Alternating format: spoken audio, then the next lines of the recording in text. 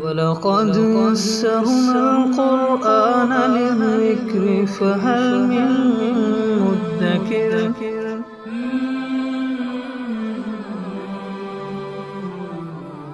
اعوذ باللہ من الشیطان الرجیم بسم اللہ الرحمن الرحیم قل یا اہل الکتاب لم تکفرون بآیات اللہ واللہ شہید علی ما تعملون۔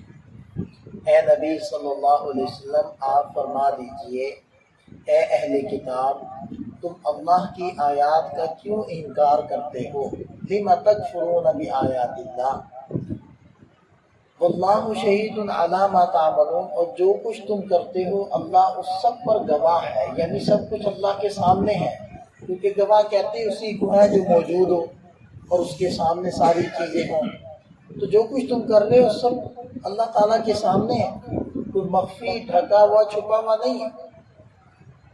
دیکھیں نا، بندے کو جب پتہ بھی ہو کہ حق کیا ہے، درست کیا ہے، غلط کیا ہے، پھر بھی وہ کسی بھی ذاتی عناد اور دلی کساوت سے مراد سختی اور کسی ضد کی بنا پر جب وہ اپنے ایک چیز کی مخالفت کر رہا ہوتا ہے تو اس کا دل تو اس کو متوجہ کرے گا کہ تم غلط کر رہے ہو، کہ حق کیا ہے اور تم کس ضد کی بنا پر اس حق کی مخالفت کر رہے ہو۔ تو یہ وہی چیز تھی۔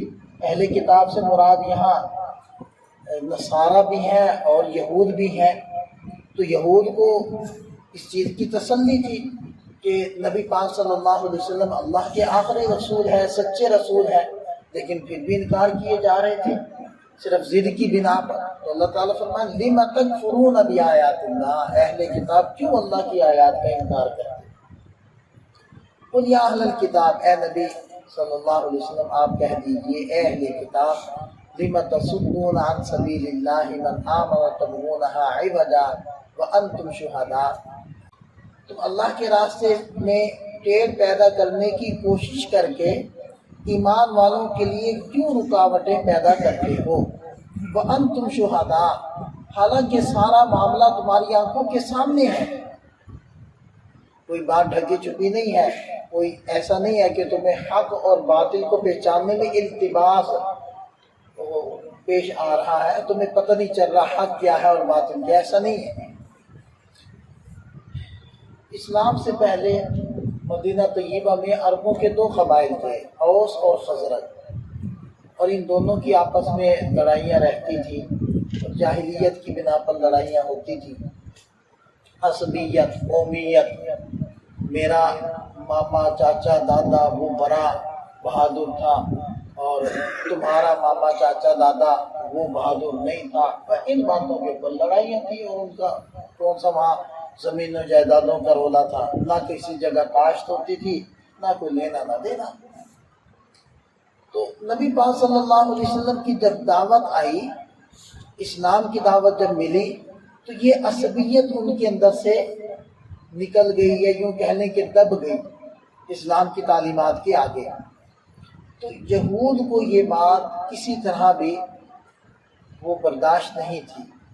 تو ایک محفل لگی ہوئی تھی جہاں اوس اور خزرج دونوں قبائل کے لوگ بیٹھے ہیں، گپ شپ لگا رہے ہیں اور اپنے زمانے جاہلیت کو بھولے ہوئے ہیں۔ تو شماس بن قیس نام کا ایک یہودی، اس نے وہاں تیلی کیا لگائی، اس نے ایک کو کہا کہ ذرا وہ اشعار سناؤ آپ جو پہلے آپ لوگ پڑھا کرتے تھے۔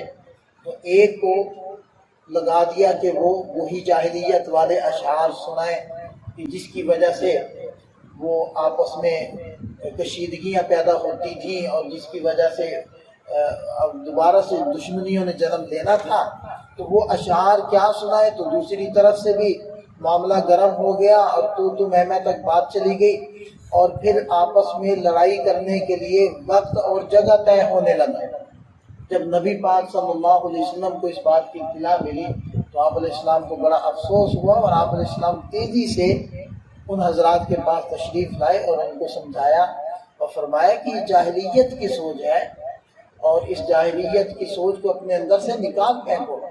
تو جب آپ علیہ السلام نے گفتگو کی تو دوبارہ سے جو جس ڈگر پر یا جس روش پر وہ حضرات تھے تو دوبارہ سے اسی پر آ گئے اور وہ باتیں ساری ان کے اندر سے ختم ہو گئی، یعنی دوبارہ سے وہ قومیت عصبیت دب گئی۔ تو اللہ تعالیٰ اس بات کی طرف اشارہ فرما رہے ہیں۔ اصل میں یہ 108 نمبر آیت تک اسی تناظر کے اندر مختلف آیات آئیں گی۔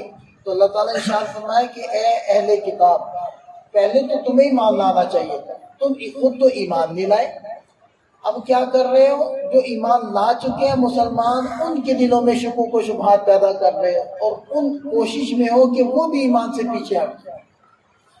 لہذا ارشاد فرمایا وَأَنْتُمْ شُهَدَاء، حالانکہ تمہیں پتہ بھی ہے حق کیا ہے باطل کیا ہے۔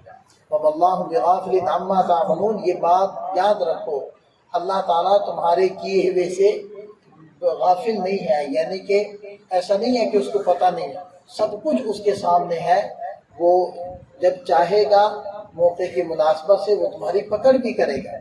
اب دیکھیے کہ اب بھی کچھ لوگ یہ باتیں کرتے ہیں، پنجابی، پٹھان، سندھی، بلوچی، یہ اس طرح کی باتیں۔ اس سے بھی آگے بڑھ کر ہم لوگوں نے جو اپنے آپ کو تقسیم کیا ہوا ہے وہ مختلف قوموں میں، پھر قوموں میں بعض قومیں اپنے آپ کو بڑی عزت والے سمجھتے ہیں اور بعض قوموں کو نیچ سمجھتے ہیں۔ دیکھیں اسلام میں اسی چیز کو تو نکالنا تھا، اسلام کی دعوت تو یہی تھی کہ یہ جو تمہاری قومیں بنائی ہیں یہ صرف تمہاری پہچان کے لیے بنائی تاکہ رشتہ داری کی جا سکے، کیونکہ ہر قوم کے الگ الگ طور طریقے، ورنہ دیکھا جائے تو بشمول انبیاء کرام، بشمول اولیاء اعظام، سب ایک ماں باپ کی اولاد۔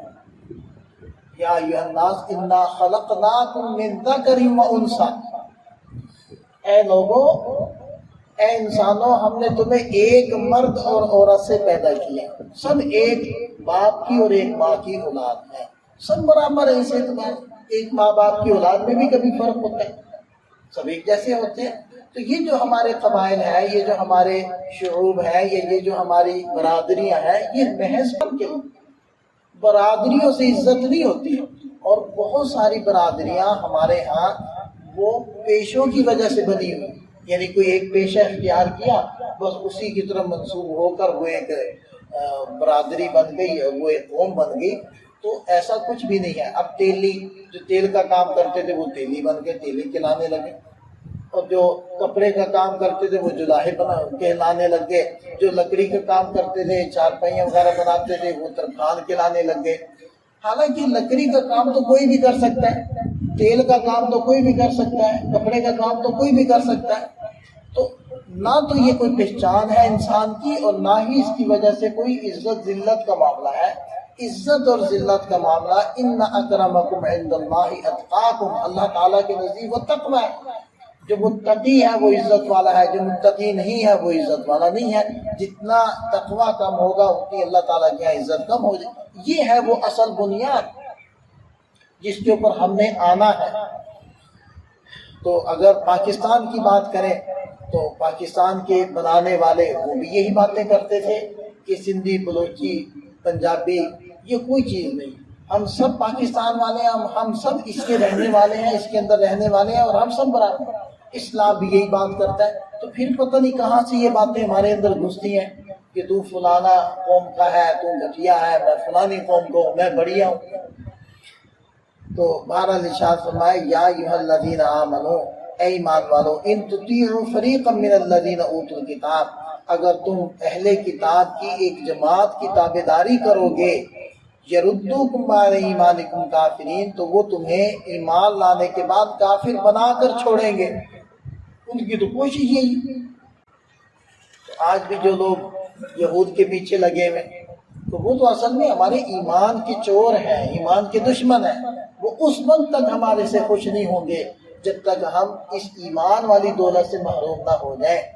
یہ سوچ، یہ کچھ لوگ یہ پراپیگنڈا کرتے ہیں، یہ سوچ پھیلاتے ہیں کہ جی مل کر رہنا چاہیے، وہ یہود کے ساتھ بھی ہمیں دوستی کرنی چاہیے، ان کو بھی ہمیں مان لینا چاہیے، جو اسرائیل ہے اس کو بھی تسلیم کر لینا چاہیے، وغیرہ وغیرہ یوں کی باتیں کرتے ہوئے نظر آتے ہیں۔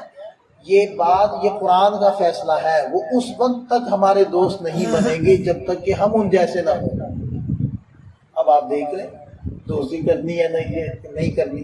اب تھوڑا سا ہاتھ بڑھایا ہے سعودیہ نے دوستی کا تو دیکھیں سعودیہ کا کیا حال ہوگا، اس کے اندر کیا صورتحال، اس کے اندر تقویٰ و دیانتداری کا کیا عالم ہو گیا ہے، وہاں کیا کیا فحاشیاں بدماشیاں شروع ہو گئی ہیں. یہ تو جو وہاں گئے ہیں وہ اچھے طریقے سے سمجھ سکتے ہیں. وَكَيْفَ تَكْفُرُونَ، اے ایمان والو تم کیسے انکار کر سکتے ہو، وَأَنْتُمْ تُتْلَىٰ عَلَيْكُمْ آیاتُ اللَّهِ، حالانکہ تم پر اللہ کی آیات پڑھ کر سنائی جاتی ہیں. وفیکم رسول، اور تم میں اللہ کے رسول موجود ہیں. ومن یعتصم باللہ، اور جو اللہ کا سہارا مضبوطی سے تھام لے گا، فقد ہدی الی صراط مستقیم، تو یقیناً اس کو درست راستے سیدھے راستے کی رہنمائی دے دی گئی. اللہ تعالی ہمیں اپنی ذات کا سہارا لینے کی اور درست راستے پر رہنے کی توفیق عطا فرمائے.